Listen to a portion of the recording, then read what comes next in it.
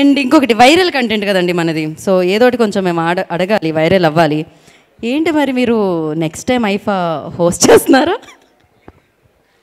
ఆ డౌట్ ఎందుకు వచ్చిందండి మీకు? అంటే ఈ మధ్యకాలంలో మీరు హోస్ట్ చేశారు, స్టేజ్ మీద మేము చాలా ఎంజాయ్ చేసాం, తర్వాత సోషల్ మీడియాలో కూడా చాలా ఎంజాయ్ చేస్తూ ఉన్నారు. దానికోసం అంటే చెప్దాం అనుకునేది ఇది వేదిక కాదు, దాని గురించి ఇంకోసారి. అందుకే వేదిక మీదకి పిలవలేదు మిమ్మల్ని, మేము కింద వచ్చి అడుగుతున్నాం ఈ క్వశ్చన్. ఇది సోఫా.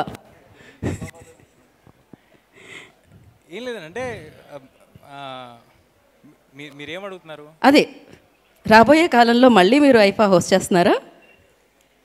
తప్పకుండా చేస్తానండి, ఇంకొక మంచి అవకాశం. అదే కదా, చాలా సేఫ్. అంటే మీరు దేని గురించి అడుగుతున్నారు నాకు అర్థమైంది కదా.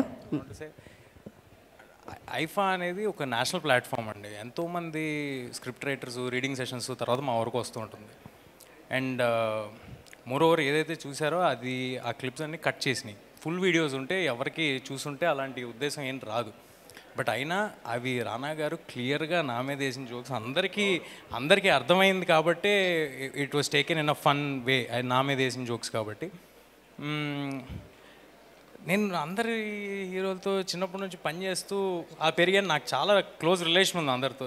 ఎందుకు ఎవరినైనా లో లైట్లో అలా మాట్లాడదామనే ఆలోచన కూడా నాకు ఎప్పుడు రాదు. It is a clear misunderstanding అంతే. మీకు వచ్చేసింది కదా మీకు కావాల్సింది. ఎస్, మాకు కావాల్సిన క్లారిటీ వచ్చేసింది మాకు. నన్ను వదిలేసేయండి please. Thank you so much.